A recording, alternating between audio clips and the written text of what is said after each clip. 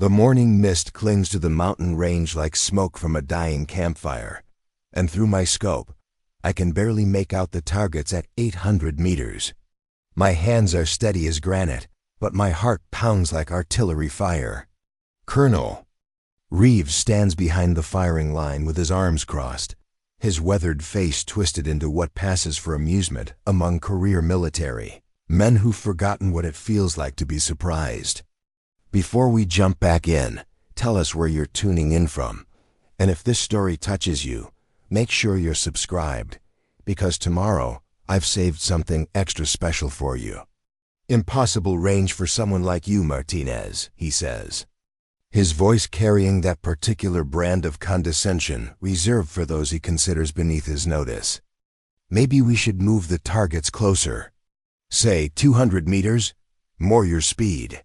The other snipers gathered around the range don't bother hiding their snickers. Staff Sergeant Chen, the current base record holder, actually laughs out loud.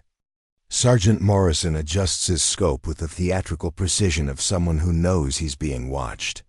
They've all seen my scores from basic training, all heard the rumors about the cook who somehow ended up in advanced marksmanship training, through what they assume was some administrative error or diversity quota. I don't respond to Colonel Reeves' suggestion. Instead, I adjust my position behind the Barrett M82, feeling the familiar weight of the rifle against my shoulder. The weapon is a beautiful piece of machinery, 50 caliber rounds that can punch through engine blocks, but in the hands of someone who doesn't understand ballistics, it's just expensive noise. These men assume I don't understand the science behind long-range shooting. They see my slight frame, my quiet demeanor, my reluctance to engage in the typical military bravado that passes for confidence, and they draw their conclusions. What they don't see is the way I calculate wind speed by watching the grass sway 200 meters downrange. They don't notice how I automatically adjust for the temperature differential between the rifle and the ammunition. They miss the micro movements I make to compensate for the Earth's rotation at this latitude.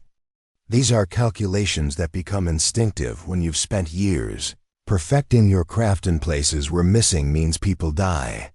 My name is Isabella Martinez, and 6 months ago, I was reassigned to Fort McKinnon as a logistics specialist, after what my file euphemistically calls medical leave. The truth, like most truths in the military, is more complicated than the paperwork suggests. I've been at this mountain base in Colorado for half a year now, keeping my head down, doing my job with the kind of competent invisibility that lets you survive in environments where standing out can be dangerous. Fort McKinnon specializes in high-altitude warfare training, which means it attracts the kind of soldiers who thrive on proving themselves in extreme conditions. The base sits at 8,000 feet above sea level, where the air is thin enough to make flatlanders dizzy, and the weather can change from clear skies to whiteout conditions in minutes. It's the perfect place for someone like me to disappear into the background, to become just another support staff member who keeps the warriors fed and supplied while they focus on the serious business of warfare. The morning started like any other. I was in the mess hall at 0500, preparing breakfast for 300 personnel, who consider eating a necessary interruption to their training schedule. The industrial kitchen hums with the efficiency of a machine designed to fuel soldiers, and I move through it with the same systematic precision I apply to everything else. Scrambled eggs that never stick to the pan, bacon cooked to regulation crispness, coffee strong enough to wake the dead. It's honest work, and after the complexity of my previous assignment, there's something peaceful about the predictability of it all. But peace, I've learned, is a temporary condition in military life, especially when you're carrying secrets that could change everything if they ever came to light. Sergeant First Class Davis approached the serving line with the confident swagger of someone who's never met a challenge he couldn't handle. At 28, he's what the Army considers a rising star. Perfect physical training scores, expert marksman qualification, leadership potential that has the brass talking about fast-track promotion. He's also the kind of man who believes his own press releases and thinks that being good at his job gives him license to treat support staff like they're barely human. "Martinez," he said, not bothering to look at me while I filled his tray. "Heard you put in for the advanced marksmanship course. That some kind of joke?" The question hung in the air like cordite smoke. Every conversation in the immediate area stopped as soldiers turned to watch what they expected to be an entertaining exchange. In their world, combat roles represent the peak of military achievement, while support positions are for people who couldn't cut it in the real army. The idea that a cook might want to train with rifles strikes them as presumptuous at best, delusional at worst. I kept my voice level and professional. "Just trying to improve my qualifications, Sergeant." Davis laughed, and the sound carried more contempt than amusement. "Improve your qualifications? Lady, you can barely carry that tray without shaking. You think you can handle a real weapon?" The observation about my hands wasn't entirely wrong.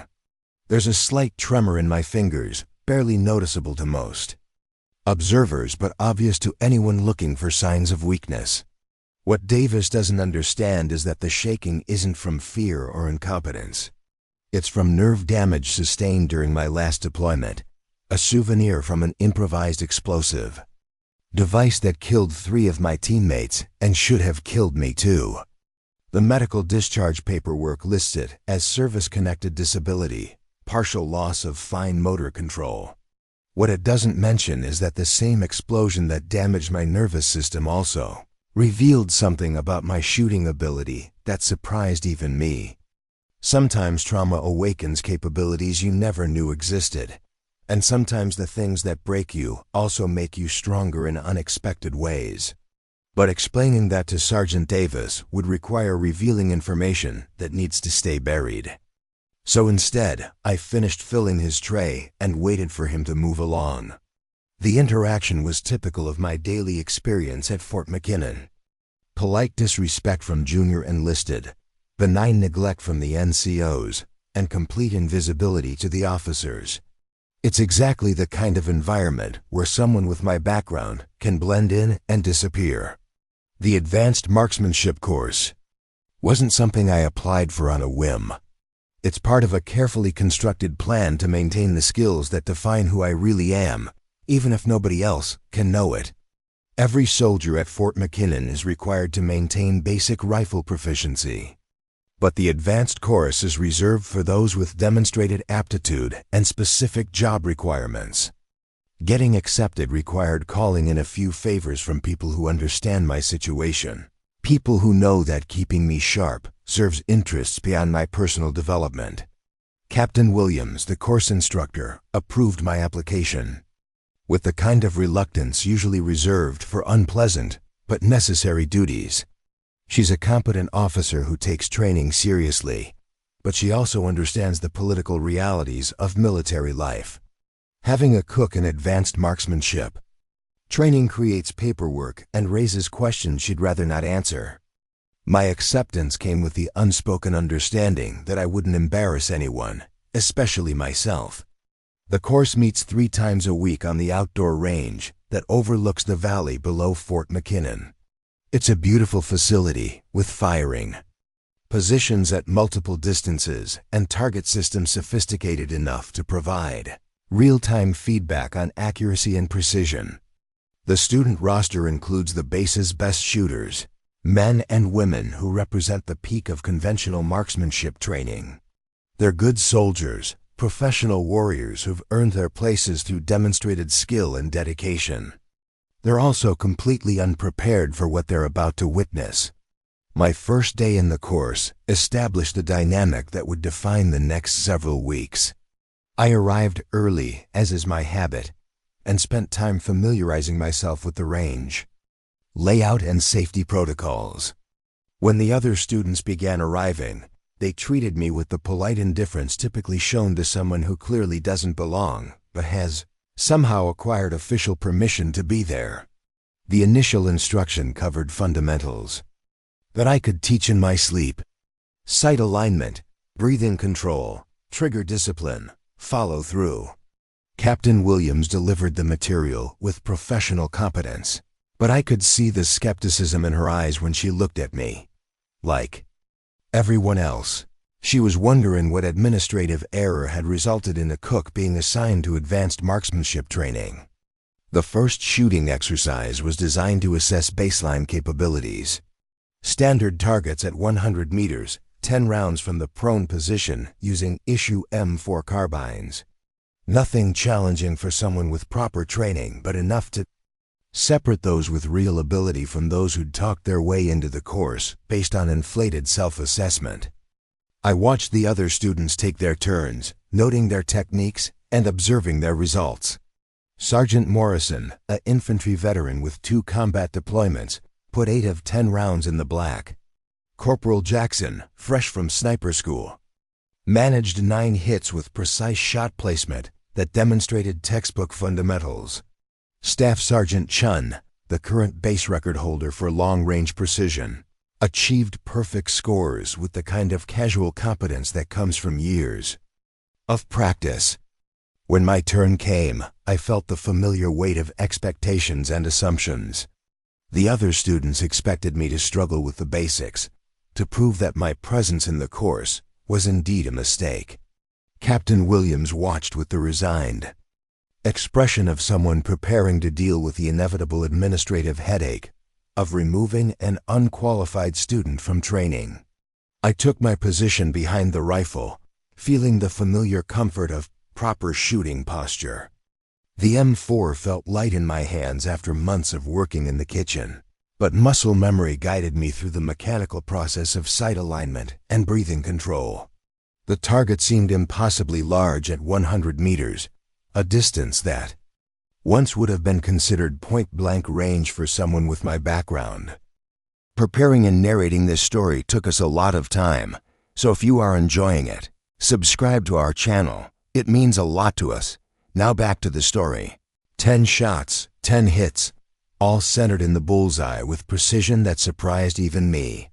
The nerve damage that makes my hands shake when I'm carrying trays apparently doesn't affect my ability to hold a rifle steady. If anything, the slight tremor seems to enhance my feel for the weapon, providing tactile feedback that helps me maintain perfect sight alignment. The silence that followed my shooting was more telling than applause would have been. Captain Williams checked the target twice, as if she couldn't believe what the spotting scope was showing her. The other students exchanged glances that ranged from surprise to skeptical reassessment. Suddenly, the cook who didn't belong was looking like someone who very much belonged indeed. But one exercise doesn't make a marksman, and I could see the rationalization already beginning in their eyes.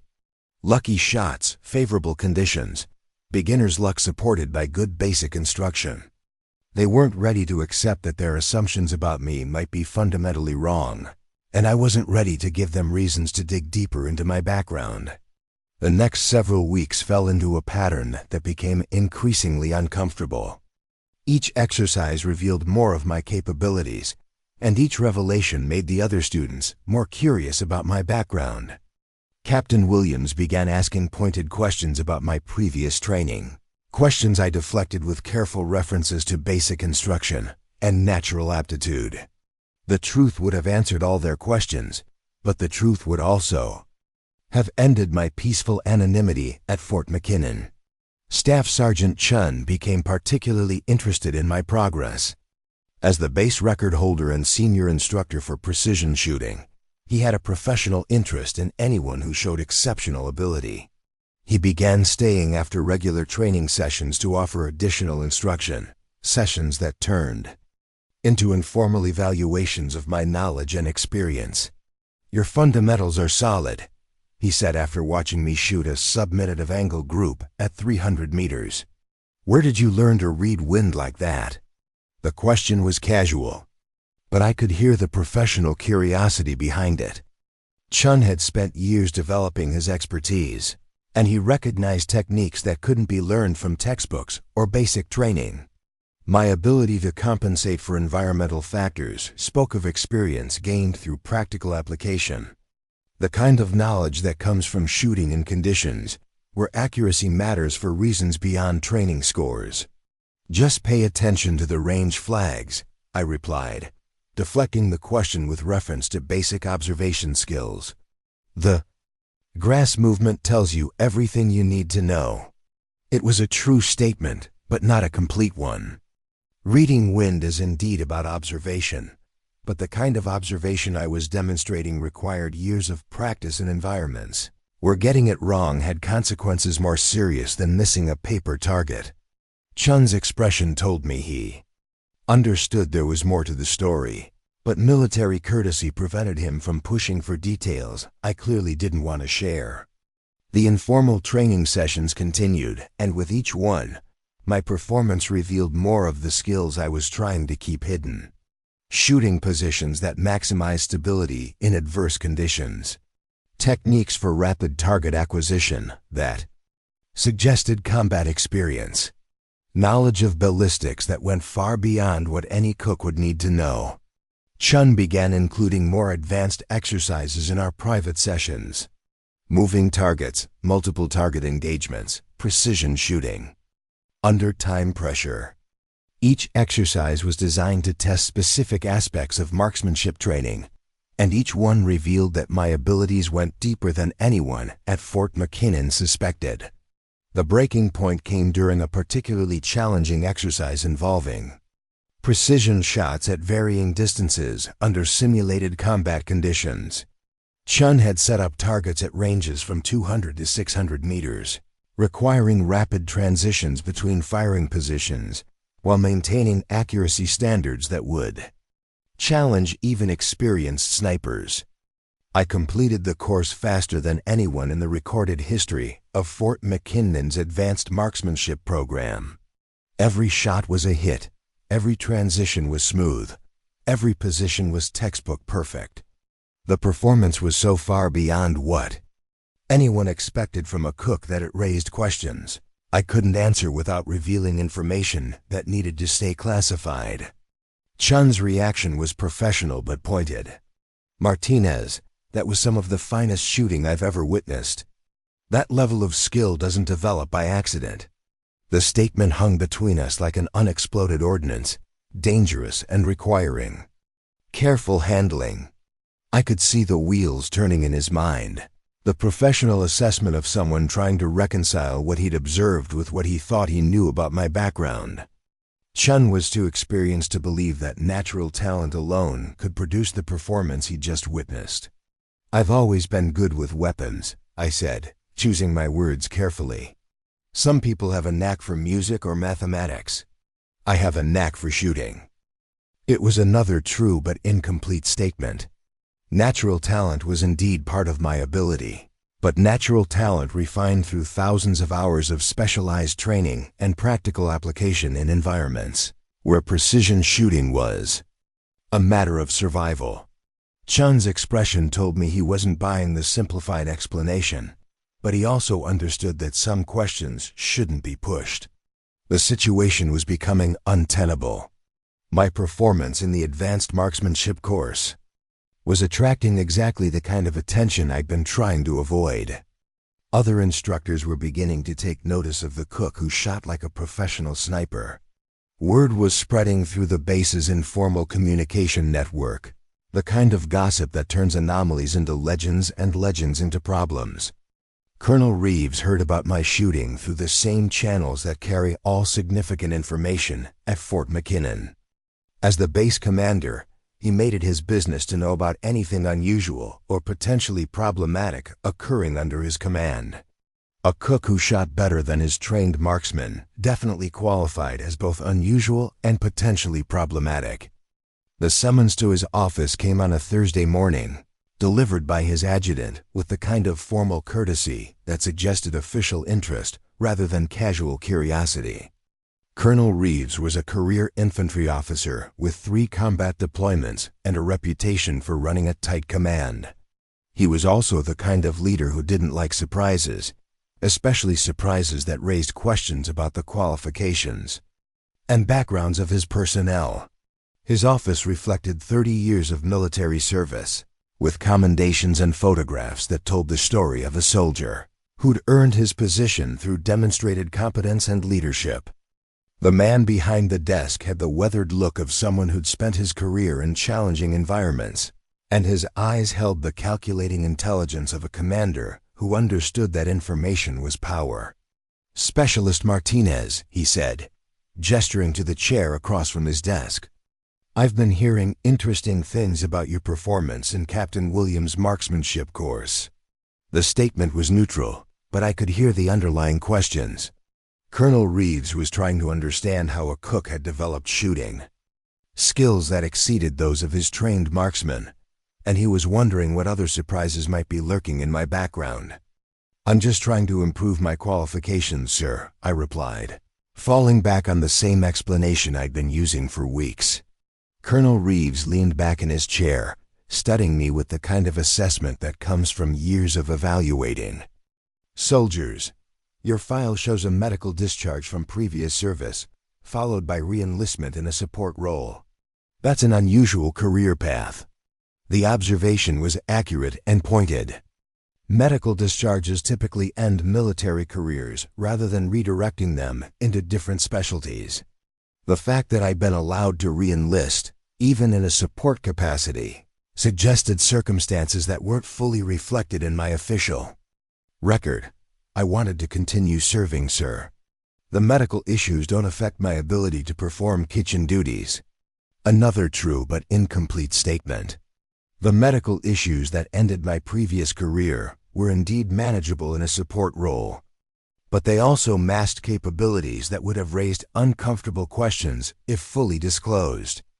Colonel Reeves' expression suggested he understood there were gaps in the official story.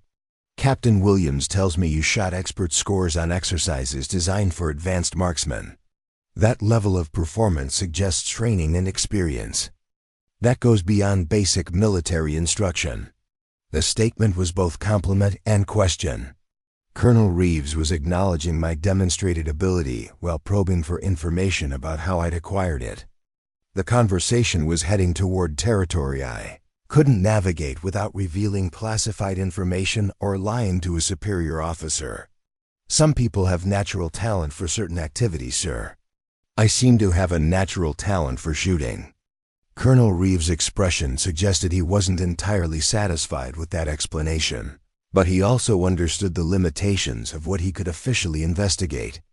Military records contain gaps for legitimate security reasons, and pushing too hard for information that might be classified could create problems for everyone involved. "Natural talent is one thing," he said finally, "but the kind of performance Captain Williams described suggests professional-level training. I'm going to have you evaluated by our best instructors to get a better sense of your actual capabilities." The decision was presented as routine assessment, but I understood the real implications.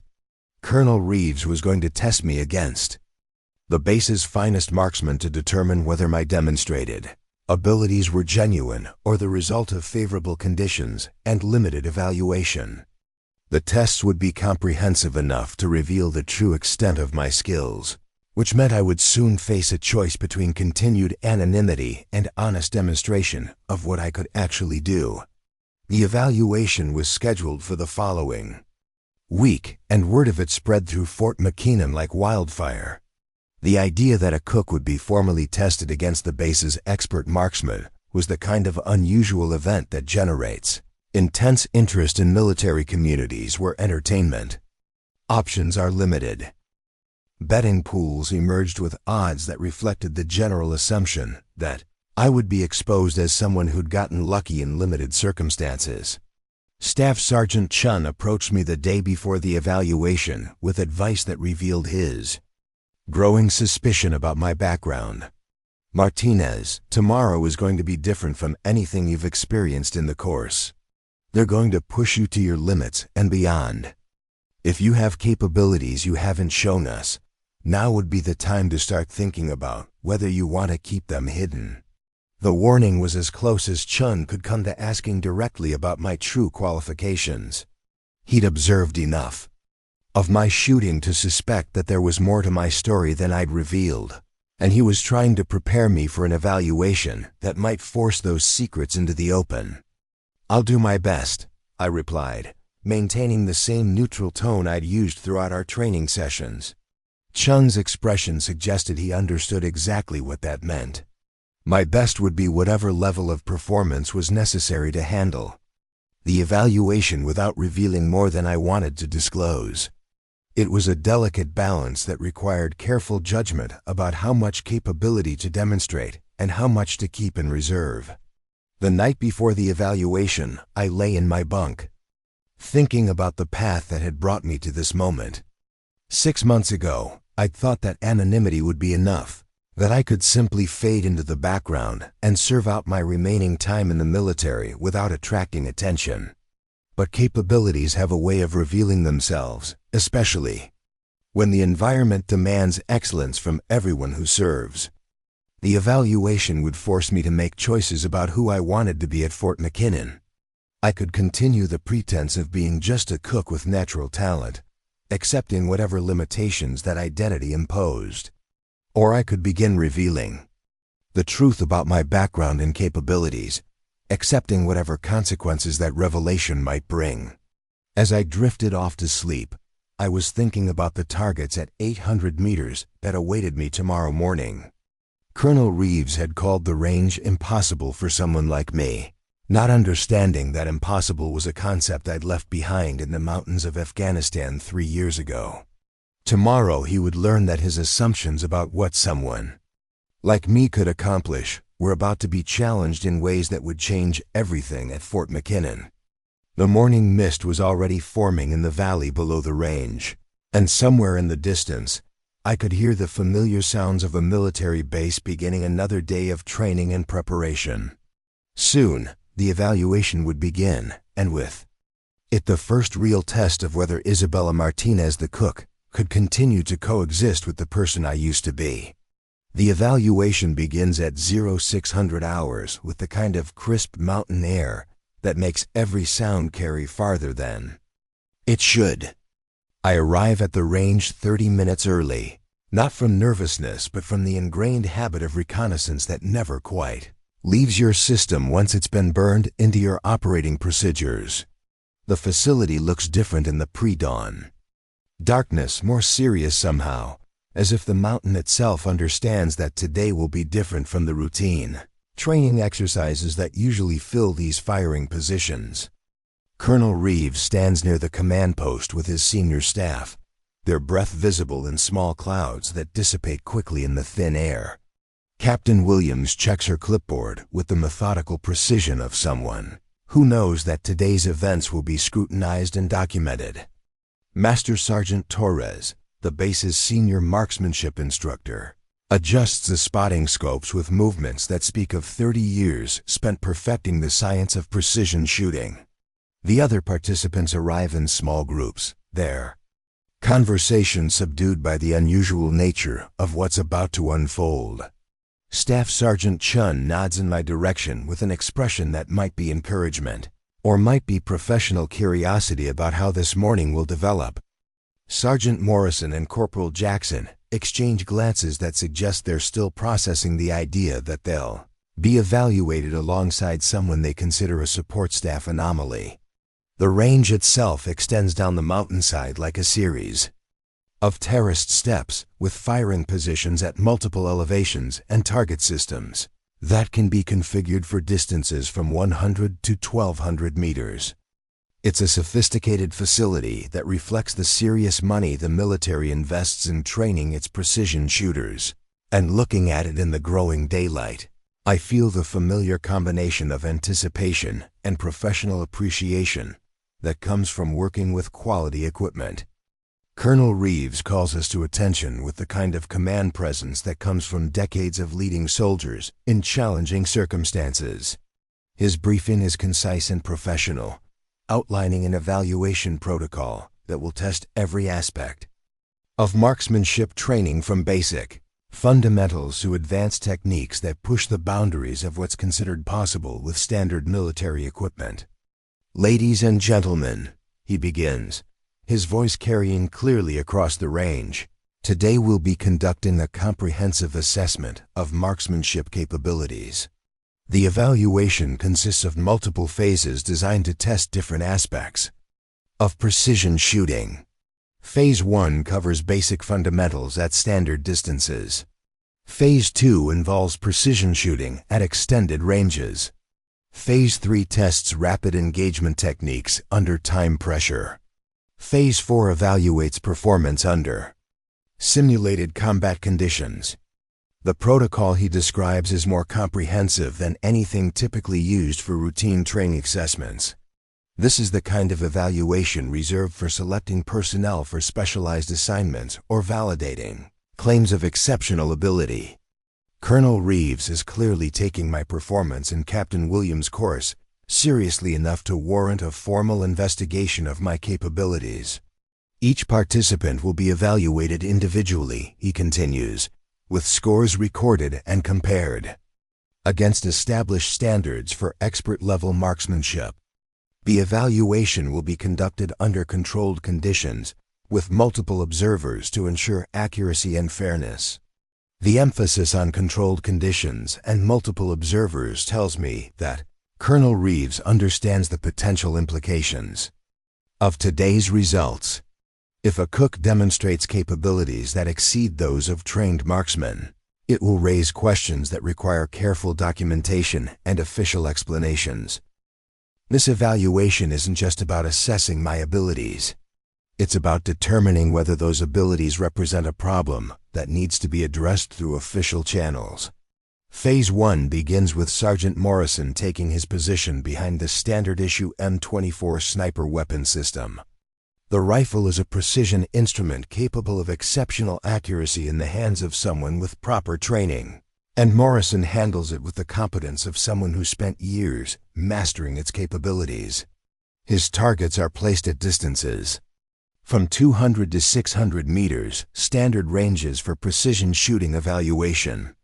Morrison's performance is textbook perfect, demonstrating the kind of technical proficiency that earns expert ratings and professional respect.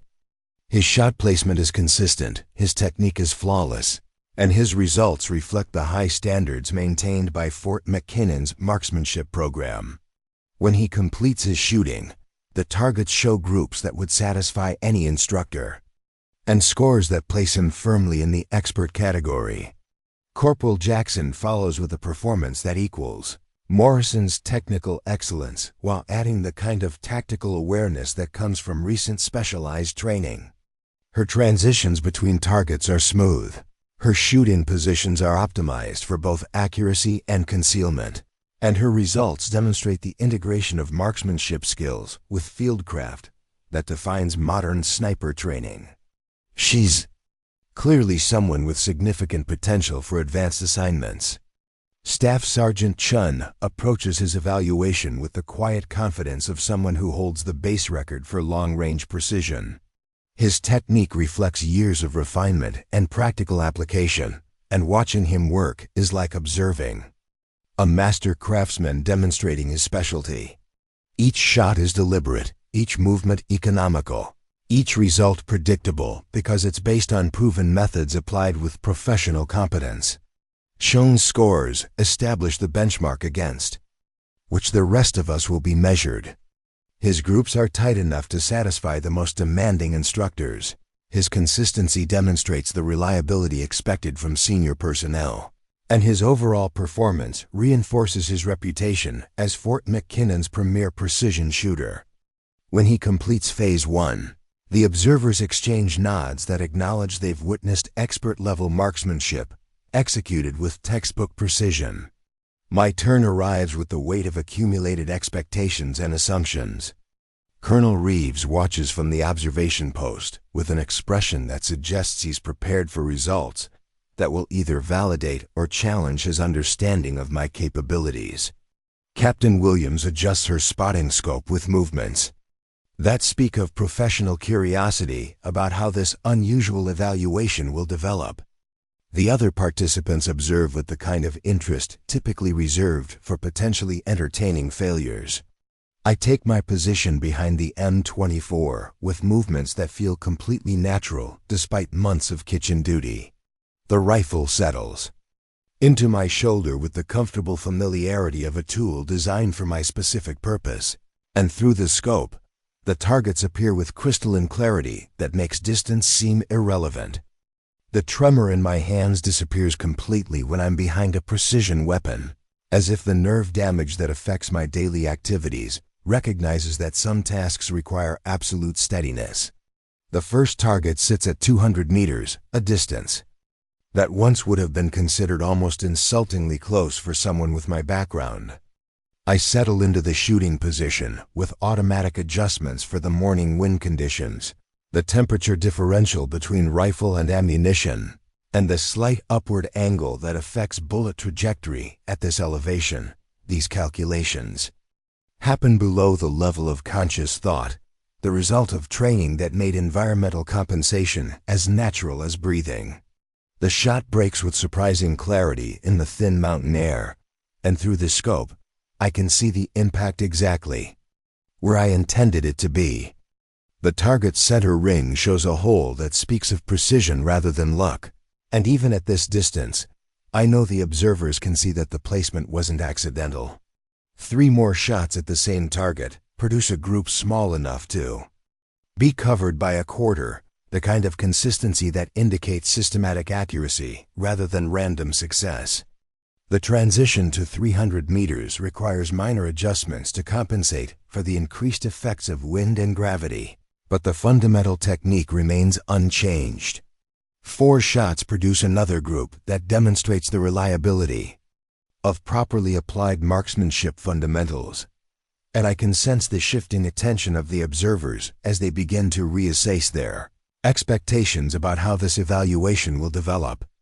400 meters brings environmental factors into more significant play, requiring calculations that separate trained marksmen from those with only basic rifle skills.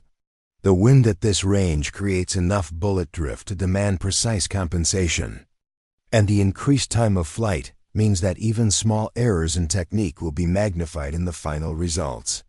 My 4 shots group within an area smaller than most shooters achieve at half the distance, and the silence from the observation post suggests that my performance is exceeding expectations.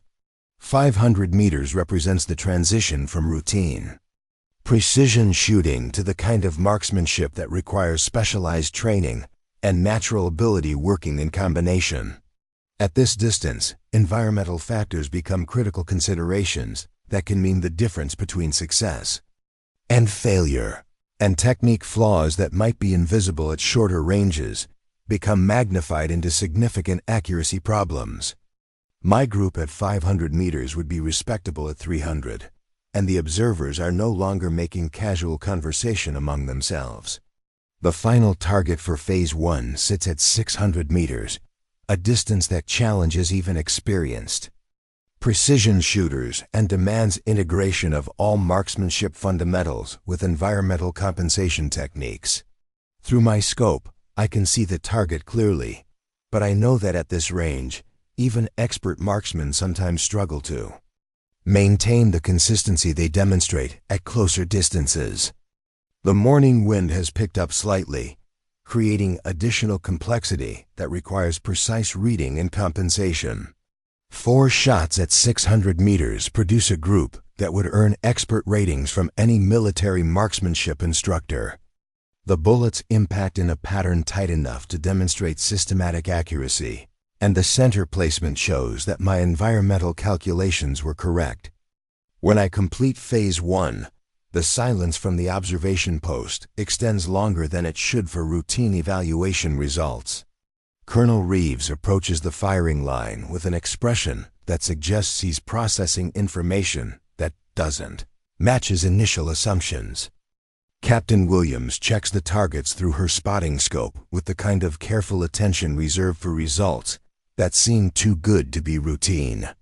Master Sergeant Torres makes notes on his evaluation sheet with movements that speak of professional interest and exceptional performance. "Outstanding shooting, Martinez," Colonel Reeves says, his tone carrying undertones of surprise and reassessment.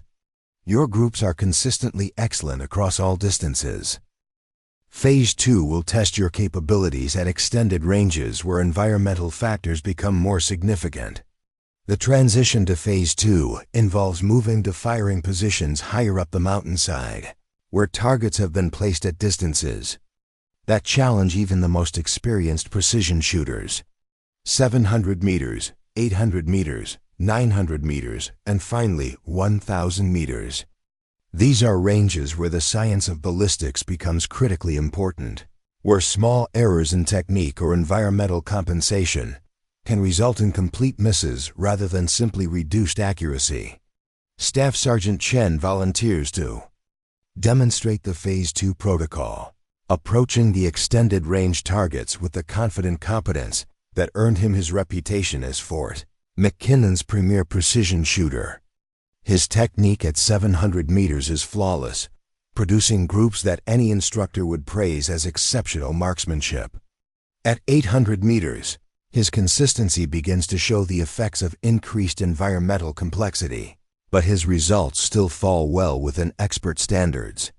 900 meters represents the limit of what most military marksmen consider routine precision shooting, and Chen's performance reflects the difficulty of maintaining accuracy at this distance. His groups open up slightly as environmental factors become more significant, but his shot placement demonstrates the kind of systematic approach that separates professional marksmen from casual shooters.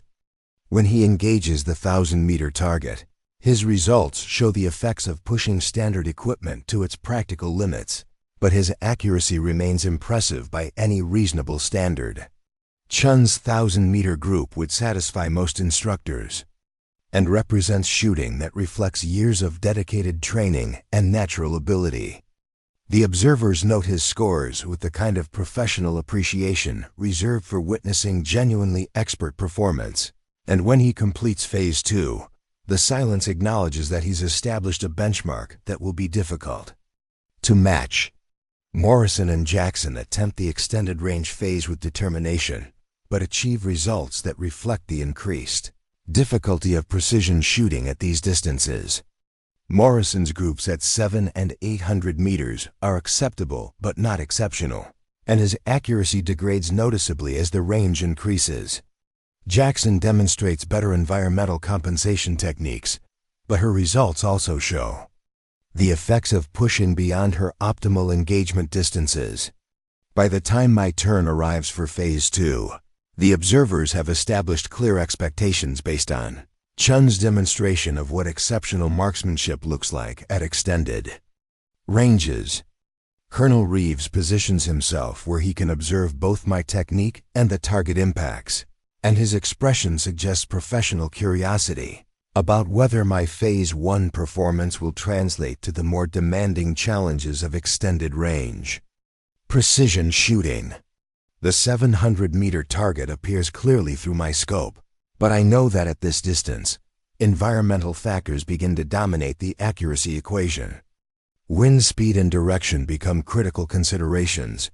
Temperature affects bullet trajectory in measurable ways, and even the Earth's rotation begins to influence bullet flight paths.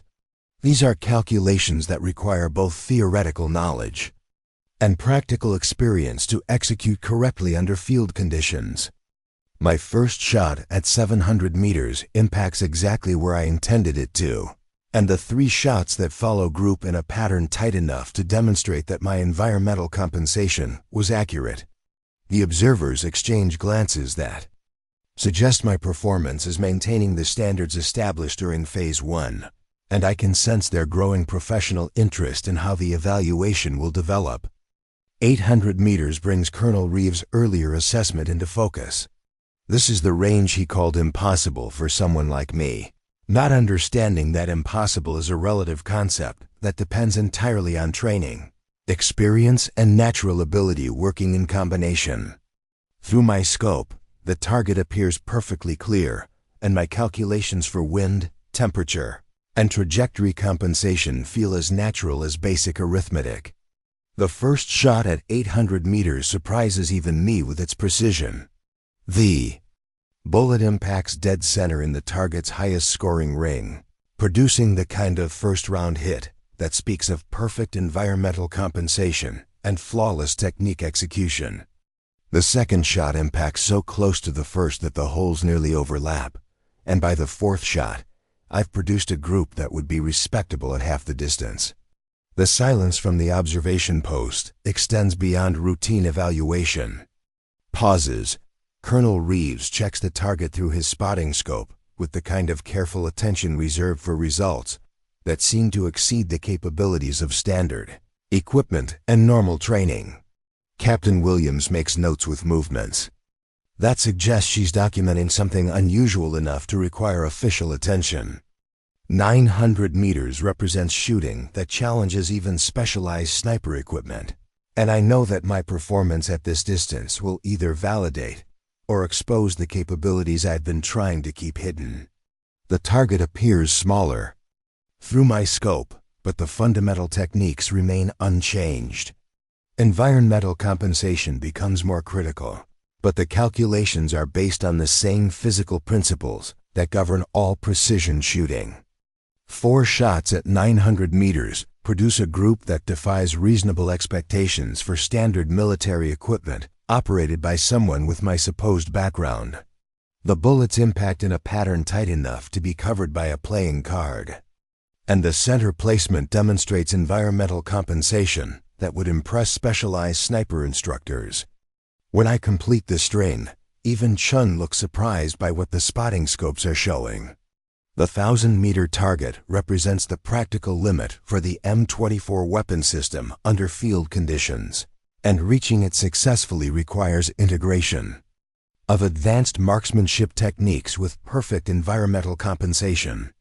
This is shooting that separates expert marksmen from those with merely competent skills, and I know that my performance at this distance will answer many of the questions that have been building throughout the evaluation.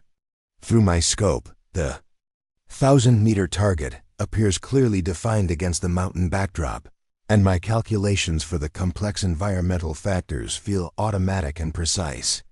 Wind speed has increased slightly since the evaluation began, creating additional drift that must be compensated accurately. The temperature differential between the rifle and ammunition affects bullet velocity in ways that become significant at this distance. Even the slight upward angle of the shot creates trajectory changes that must be factored into the aiming solution.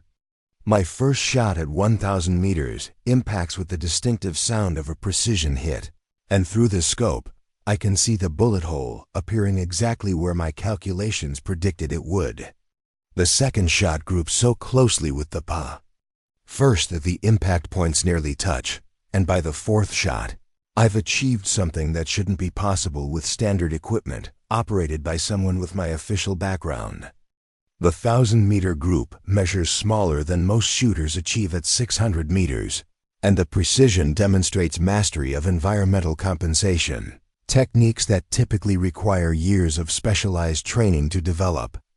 When I complete Phase 2, the silence from the observation post extends long enough to become uncomfortable, broken only by the sound of wind moving through the mountain grass and the distant activities of routine base operations.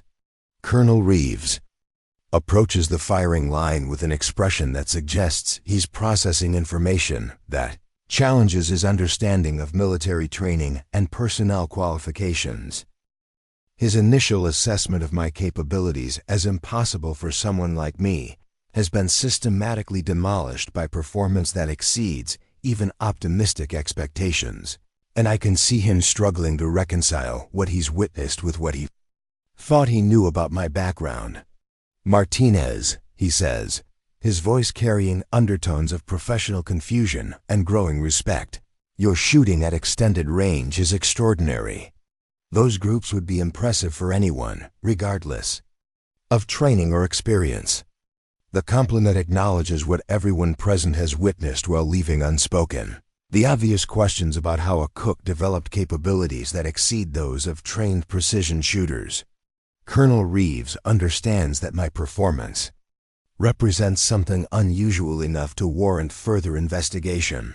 But he also recognizes that direct questions about classified backgrounds can create problems for everyone involved. Master Sergeant Torres completes his documentation with the kind of careful attention reserved for results that will require official explanation and administrative follow-up. The scores I've achieved during Phase 2 exceed Fort McKinnon's existing records for precision shooting, including Chen's previous benchmarks that were considered exceptional by any reasonable standard. This evaluation has moved beyond routine assessment into territory that demands careful handling. Phase 3 introduces the element of time pressure that transforms precision shooting from a technical exercise into something approaching combat. Application. The targets are placed at varying distances, and participants must engage multiple objectives within specified time limits while maintaining accuracy standards that ensure each shot contributes to mission success rather than simply meeting minimum requirements. Chen demonstrates the Phase 3 protocol with technique that reflects understanding of how time pressure affects shooting performance. His target transitions are smooth and economical. His shooting positions are optimized for both speed and accuracy, and his results show how expert marksmen maintain precision while operating under realistic time constraints. His performance establishes benchmarks that reflect professional competence applied under demanding conditions. Morrison and Jackson attempt Phase 3 with determination, but achieve results that show how time pressure can degrade accuracy even among competent shooters. Morrison's technique becomes rushed under time constraints, and his groups open up noticeably as he struggles to balance speed with precision. Jackson demonstrates better stress management, but her results also reflect the increased difficulty of maintaining expert standards while operating under time pressure. My turn for Phase 3 begins with targets at distances ranging from 300 to 700 meters, each requiring engagement within time limits that demand efficient technique and perfect execution. The protocol simulates combat conditions, where precision shooting must be accomplished quickly enough to remain tactically relevant, and I know that my performance will be measured against standards that reflect real-world application rather than training range perfection. The first target sequence requires 4 hits at varying distances within 90 seconds, and I approach it with techniques that feel automatic despite months of kitchen duty. My transitions between firing positions are smooth and economical. My target acquisition is instantaneous, and my shots break with the kind of timing that reflects systematic training rather than rushed execution. The targets show hits that would satisfy any instructor while demonstrating speed that exceeds routine expectations. Subsequent target sequences increase the complexity by requiring precise shot placement at greater distances, within time constraints that challenge even experienced shooters. 700 meters in 60 seconds, 600 meters with moving target elements, 500 meters with multiple target priorities. Each sequence tests different aspects of precision shooting under stress, and each one reveals capabilities that shouldn't exist in someone with my supposed background. My performance during Phase 3 produces results that combine the precision demonstrated during earlier phases with speed that reflects advanced training and practical experience. Target transitions happen without wasted motion, shots break at the optimal moment for accuracy and timing, and hit placement shows that time pressure isn't degrading my fundamental technique. When I complete the phase, even Chen looks impressed by what the evaluation has revealed. Phase 4 represents the culmination of the evaluation process, testing precision shooting under simulated combat conditions that include environmental stress, equipment limitations, and scenario complexity that approaches real-world application. The targets are positioned to simulate tactical situations, and participants must demonstrate not only marksmanship skills, but also the judgment and adaptability that define combat-effective precision shooters.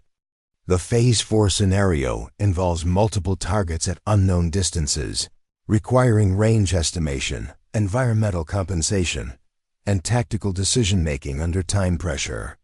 Participants must identify priority targets, estimate ranges without technological assistance, and engage objectives in sequences that reflect sound tactical judgment rather than simple shooting proficiency.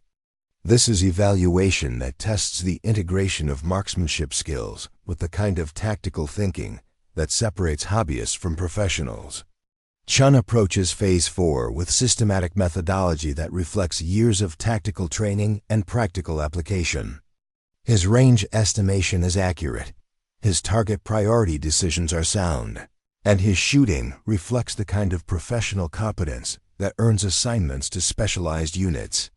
His performance demonstrates how expert marksmanship integrates with tactical skills to produce combat-effective capabilities, and his results establish standards that reflect genuine professional competence.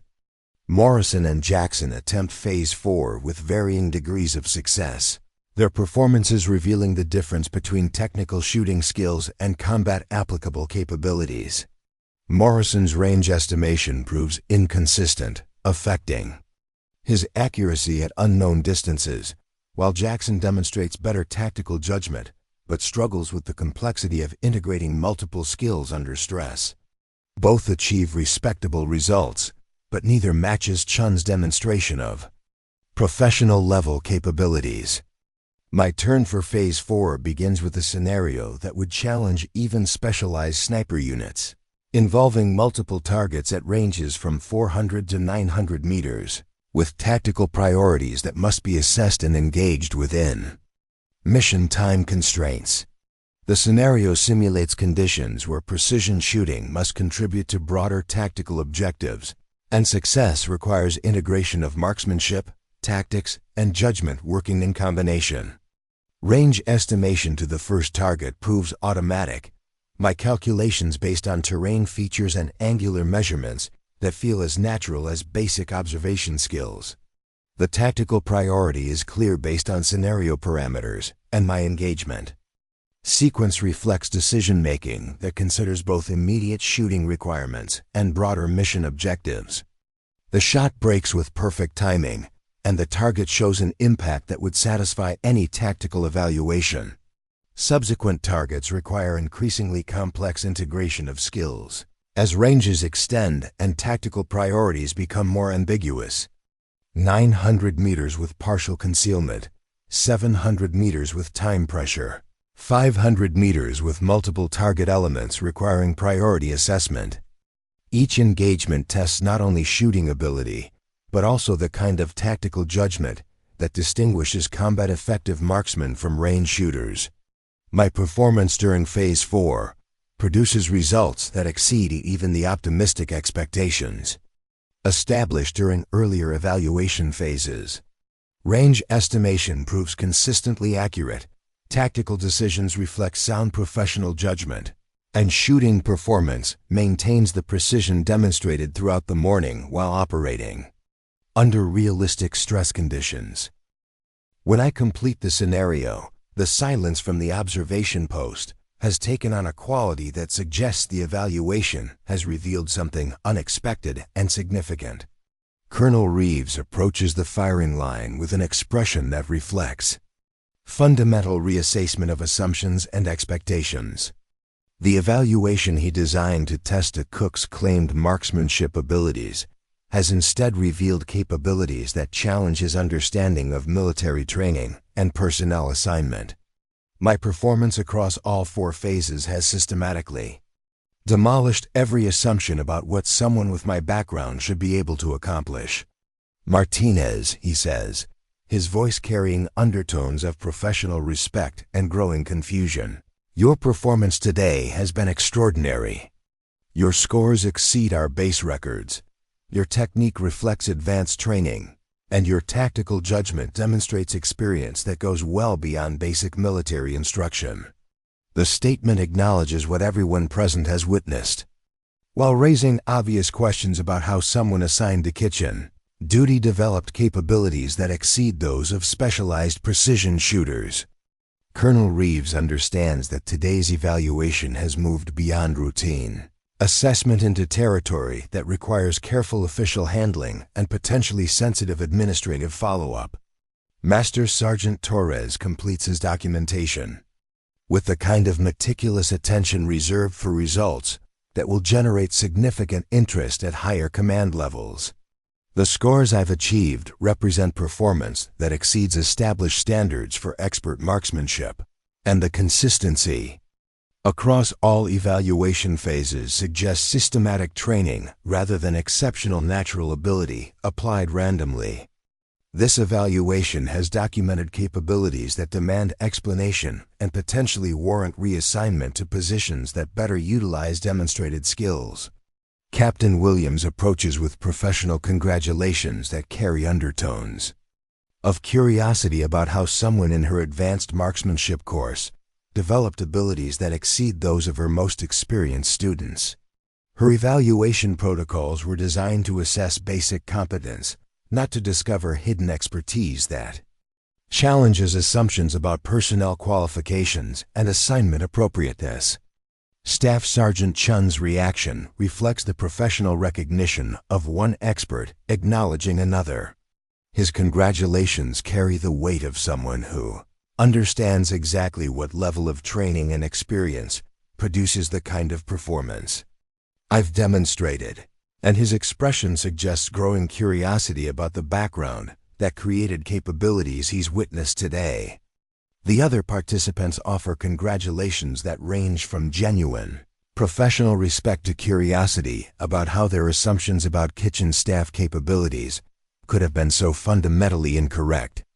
Morrison and Jackson both demonstrate the kind of reassessment that occurs when established hierarchies are challenged by demonstrated competence, and their reactions suggest that Fort McKinnon's social dynamics are about to undergo significant adjustment. As the evaluation concludes, I understand that today's performance has fundamentally changed my situation at Fort McKinnon. The anonymity I've maintained for 6 months has been compromised by results that demand explanation and attention. Colonel Reeves will need to understand how someone assigned to kitchen duty possesses capabilities that exceed those of his trained marksmen, and those questions will inevitably lead to investigation of backgrounds and qualifications that I've been trying to keep private. The mountain air carries the sounds of routine base operations continuing around us, but I know that for me, routine has ended. Today's evaluation has revealed enough of my true capabilities to generate questions that can't be answered without disclosing information that's been classified for reasons involving national security and personal safety. The choice between continued anonymity and honest acknowledgement of my background has been made for me by performance that exceeded my ability to maintain careful mediocrity.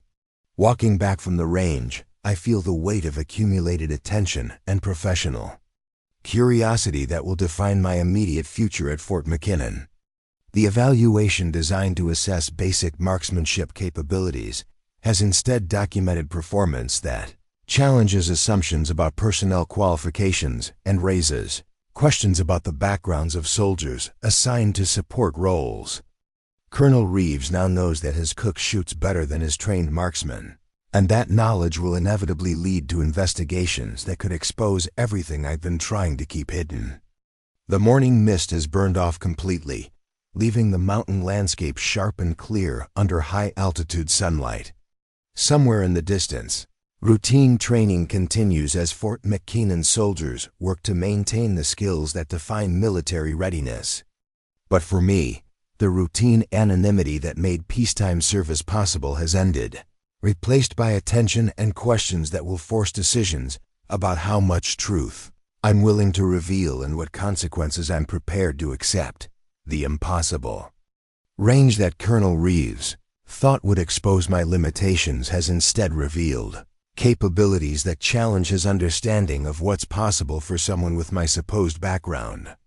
Tomorrow will bring questions that can't be answered without fundamentally changing my situation at Fort McKinnon, and the careful balance between hidden expertise and apparent ordinariness that I've maintained for 6 months is about to be destroyed by the unavoidable consequences of today's performance. The walk back to Colonel Reeves' office feels longer than the actual distance. Each step weighted with the knowledge that everything I've carefully constructed over the past 6 months is about to unravel.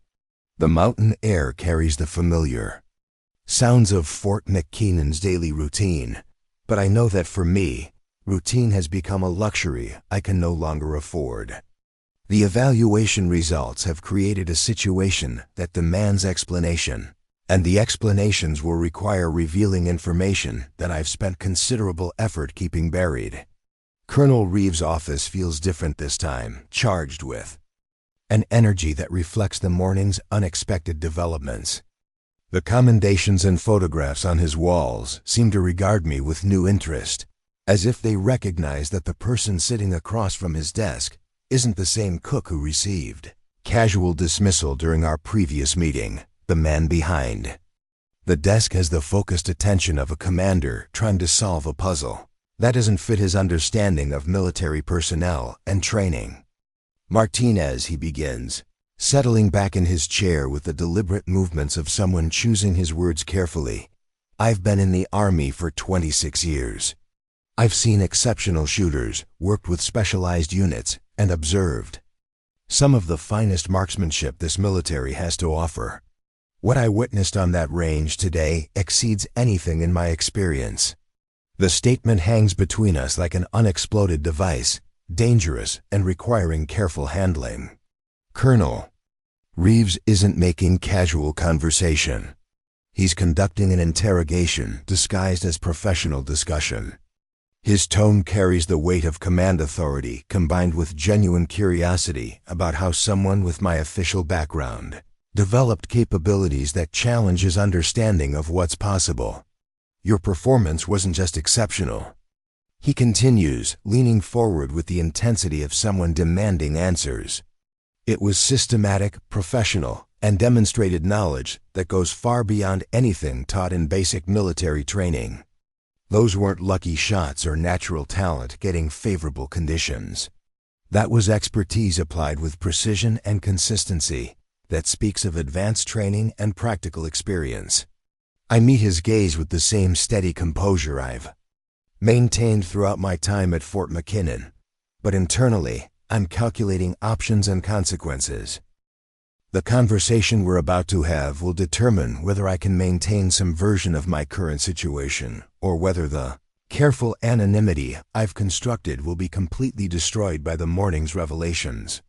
Sir, I've always had good hand-eye coordination and attention to detail. Some people have natural abilities that exceed normal expectations. Colonel Reeves' expression suggests he's heard enough deflections to recognize another one when it's offered. His years of command experience have taught him to distinguish between genuine explanations and careful evasions, and my response clearly falls into the latter category. Natural ability doesn't explain what I saw today, he says, his voice carrying new authority. Your range estimation was perfect at unknown distances. Your environmental compensation was textbook accurate under changing conditions. Your tactical decision-making reflected training that takes years to develop. Those capabilities don't emerge from natural talent alone. The assessment is accurate and pointed, reflecting professional understanding of what separates amateur shooters from trained marksmen.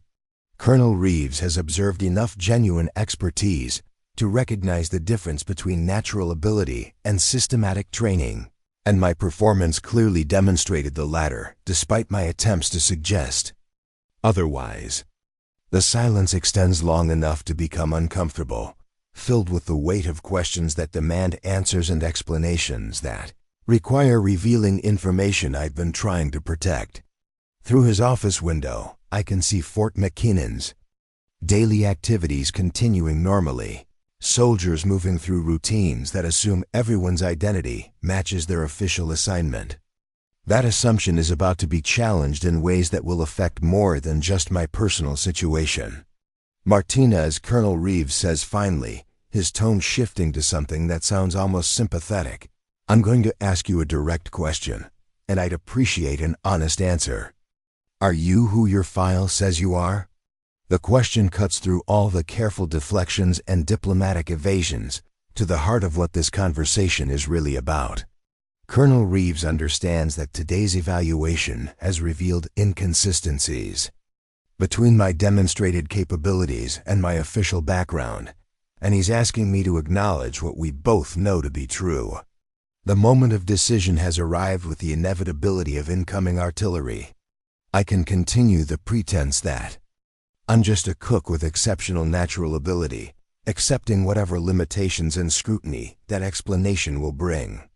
Or I can begin revealing the truth about my background and capabilities, accepting the consequences that come with honesty about classified assignments and specialized training. Sir, I say, choosing my words with the precision I applied to this morning's shooting, my current assignment accurately reflects my medical limitations and my desire to continue serving in whatever capacity the Army deems appropriate. However, my background includes experiences that aren't fully reflected in unclassified personnel records. It's a careful statement that acknowledges hidden complexity without revealing specific information that could compromise ongoing security. Considerations. Colonel Reeves' expression suggests he understands exactly what I'm implying and recognizes the delicate nature of what we're discussing. Classified background, he says, not really asking the question. Specialized training that would explain capabilities I observed today. I nod slowly, maintaining the careful balance between acknowledgement and discretion that characterizes discussions involving sensitive information. Yes, sir. Previous assignments that required capabilities not typically associated with support personnel. Colonel Reeves leans back in his chair, and I can see him processing the implications of what I've just confirmed. His expression reflects the kind of careful thinking that characterizes commanders when they encounter situations that require balancing multiple competing interests and security considerations. How classified are we talking about, Martinez? Are we discussing routine special training, or are we in territory that requires security clearances and official channels? The question demonstrates his understanding of military classification systems and his recognition that some information requires specific handling procedures, regardless of personal curiosity or administrative convenience. Colonel Reeves is asking whether my background involves the kind of sensitive material that could create problems for everyone if handled improperly. The latter, sir. Information that would require appropriate clearances and official authorization to discuss in detail.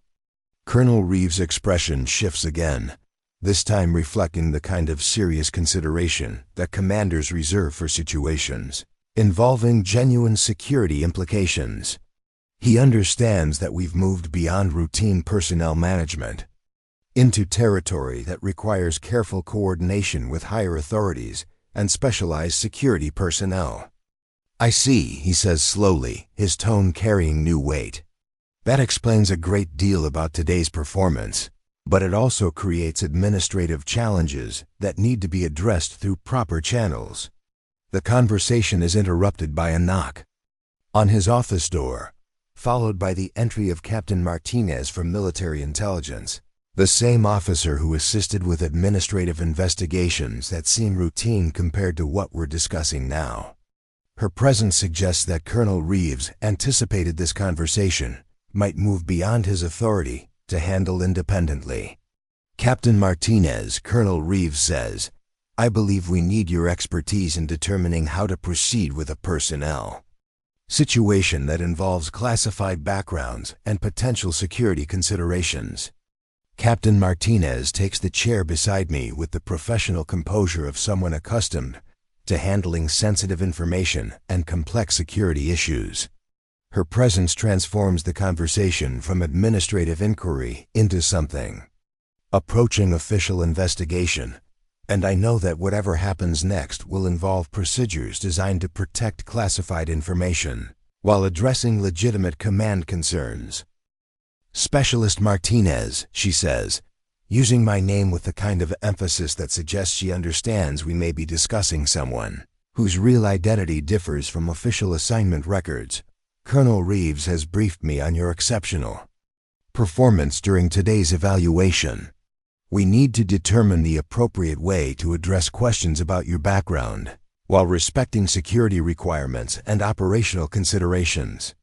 The statement is carefully worded to acknowledge that we're discussing sensitive material while maintaining the official protocols that govern such conversations. Captain Martinez understands that some backgrounds require protection, even during routine administrative procedures, and she's approaching this situation with appropriate caution. "Ma'am," I respond, "I'm prepared to discuss my background through appropriate channels and with proper authorization. However, some aspects of my previous assignments involve information that requires specific clearances and official approval to disclose." Captain Martinez nods with understanding that suggests she's handled similar situations before. Military personnel with classified backgrounds often find themselves in positions where their demonstrated capabilities exceed their official assignments, creating administrative challenges that require careful resolution. We'll need to verify your security clearances and previous assignments through official channels, she says. However, for immediate administrative purposes, can you provide general information about your background that would explain today's performance without compromising sensitive details? The question asks for exactly the kind of careful balance between disclosure and discretion that characterizes military conversations involving classified material.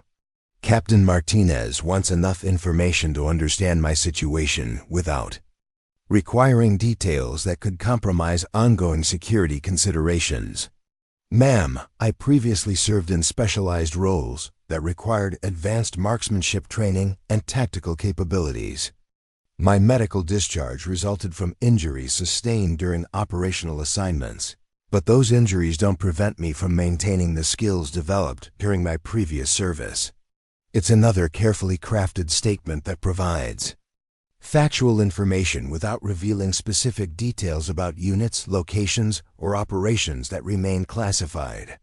Captain Martinez's expression suggests she understands exactly what I'm describing and recognizes the kind of background that produces the capabilities Colonel Reeves observed during today's evaluation.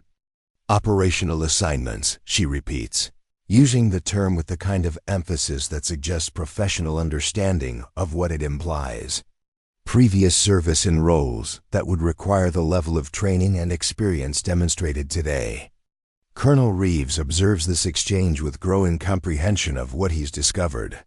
His cook isn't just someone with exceptional natural ability. She's someone whose previous military service involved the kind of specialized assignments that produce genuine expertise in precision shooting and tactical operations. "Captain Martinez," he says, "what are options for addressing this situation? We have a soldier whose demonstrated capabilities far exceed her current assignment, but whose background apparently involves classified information that complicates standard personnel procedures." Captain Martinez considers the question with the kind of systematic thinking that characterizes intelligence professionals when they encounter complex administrative challenges.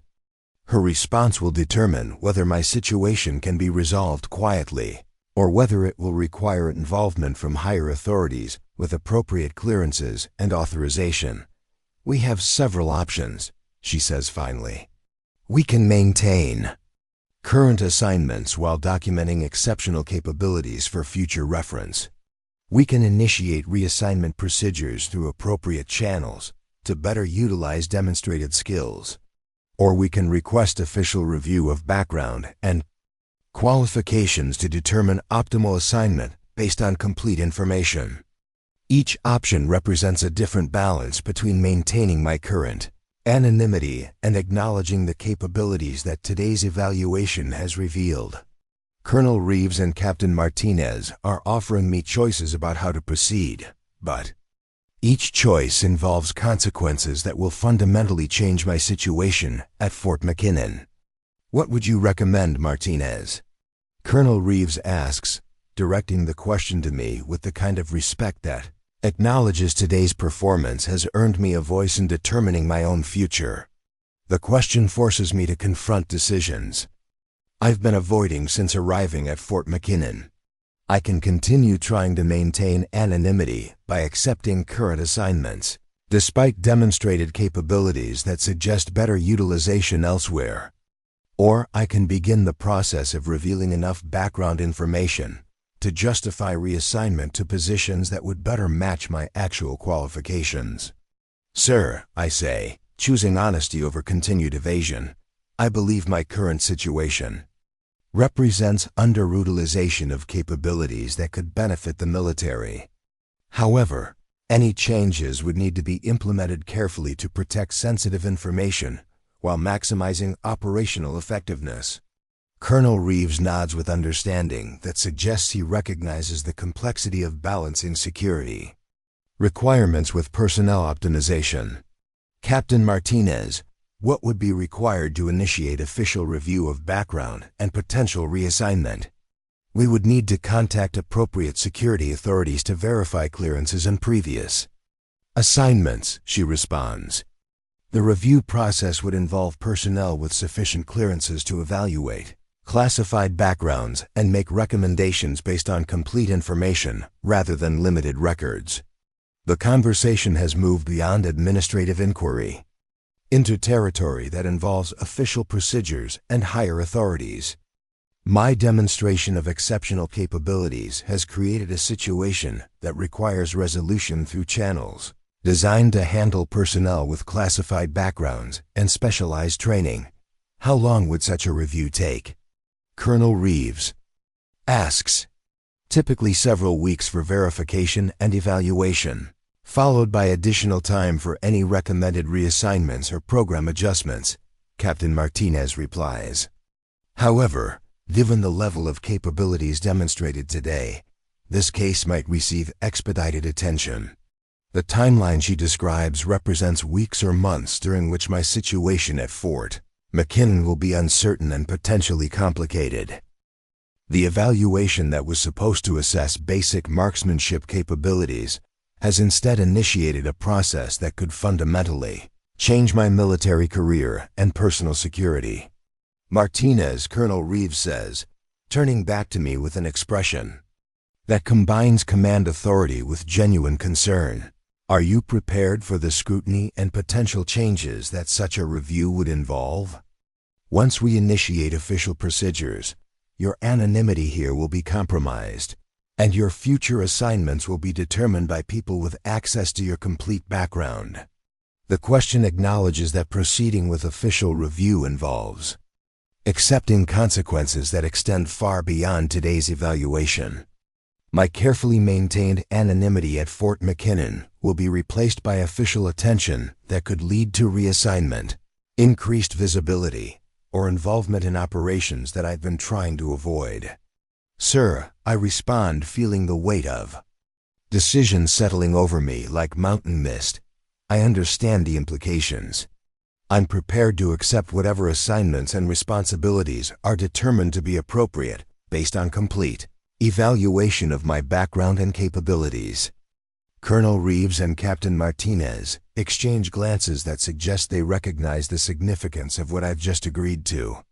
The cook who accepted casual dismissal and routine harassment has acknowledged that she's prepared to reveal background information that will fundamentally change how the military views her qualifications and potential assignments. Very well, Colonel Reeves says with the finality that characterizes command decisions. Captain Martinez, please initiate the appropriate review procedures. I want complete evaluation of background and capabilities, with recommendations for optimal utilization based on full information rather than limited records. Captain Martinez makes notes with the kind of careful attention that suggests she understands the significance of what we've just decided. I'll contact the appropriate authorities this afternoon. We should have initial verification within a week, with complete evaluation following shortly thereafter. The meeting concludes with handshakes that carry more weight than routine military courtesy. Colonel Reeves' grip acknowledges that today has revealed someone whose capabilities demand respect and appropriate utilization. Captain Martinez's handshake suggests professional recognition of someone whose background involves the kind of service that merits careful official attention. Walking back across Fort McKinnon's main parade ground, I feel the weight of fundamental change settling over my carefully constructed routine. The anonymity that made peaceful service possible has been sacrificed to honesty about capabilities. That couldn't remain hidden indefinitely. Within weeks, official review will determine whether my future involves continued support assignments or return to the kind of specialized operations that defined my previous service. The mountain landscape around Fort McKinnon looks the same as it did this morning, but I understand that everything else has changed. The evaluation designed to test a cook's claimed marksmanship abilities has instead revealed background and capabilities that will reshape my relationship with the military and potentially return me to the kind of service I thought I'd left behind. Staff Sergeant Chen intercepts me near the armory with congratulations that carry undertones of professional curiosity about what today's revelations mean for Fort McKinnon's precision shooting programs. Martinez, that was some of the finest shooting I've ever witnessed. Whatever your background, you've earned respect from everyone who saw you work today. His words acknowledge what everyone present understood by the evaluation's conclusion. The quiet cook who accepted dismissal and harassment had demonstrated capabilities that challenged every assumption about personnel qualifications and assignment appropriateness. Fort McKinnon's social dynamics will never be quite the same. Thank you, Staff Sergeant. I appreciate your guidance during the advanced marksmanship course. Your instruction helped me remember skills I thought I might have lost. Chen's expression suggests he understands exactly what I mean about remembering rather than learning skills. If the official review leads to reassignment, I hope you'll consider staying involved with our training programs. We could learn a great deal from someone with your level of expertise.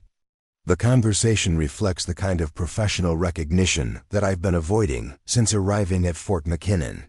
Chen and others now understand that they've been working alongside someone whose capabilities exceed their own, and they're adjusting their assumptions accordingly. The evening meal preparation feels different, charged with awareness that this may be among my final shifts in Fort McKinnon's kitchen. Soldiers who previously treated me with casual indifference now offer respectful acknowledgement that reflects the morning's revelations. Word of the evaluation results has spread through the base's informal communication networks, transforming the invisible cook into someone whose presence commands attention. Sergeant Davis approaches the serving line with an expression that suggests considerable reassessment of his previous behavior. Martinez, I owe you an apology. I made assumptions about your capabilities based on your assignment rather than taking time to understand who you really are. The acknowledgement represents more than personal courtesy. It reflects the kind of cultural change that occurs when established hierarchies are challenged by demonstrated competence. Davis and others are learning that assumptions about support personnel can be as inaccurate as any other prejudgment. No apology necessary, Sergeant. We all make assumptions based on limited information. The important thing is being willing to adjust those assumptions when new information becomes available. My response deflects his discomfort while acknowledging the broader lesson that today's events have provided. Military culture relies heavily on assumptions about qualifications and capabilities based on assignments and appearance, and those assumptions sometimes prove spectacularly wrong. The evening cleanup proceeds with efficient teamwork that reflects changed dynamics among kitchen staff and regular diners. Soldiers who previously ignored my presence now engage in respectful conversation that acknowledges today's demonstration of unexpected expertise. The transformation isn't dramatic, but it's unmistakable to anyone familiar with military social structures. Later that evening, alone in my quarters, I consider the path that led from this morning's casual dismissal to this afternoon's official decision to reveal classified background information.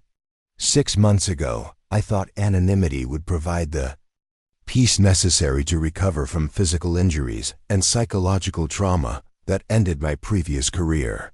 Today's evaluation has proven that exceptional capabilities eventually reveal themselves, regardless of attempts to maintain ordinary appearances.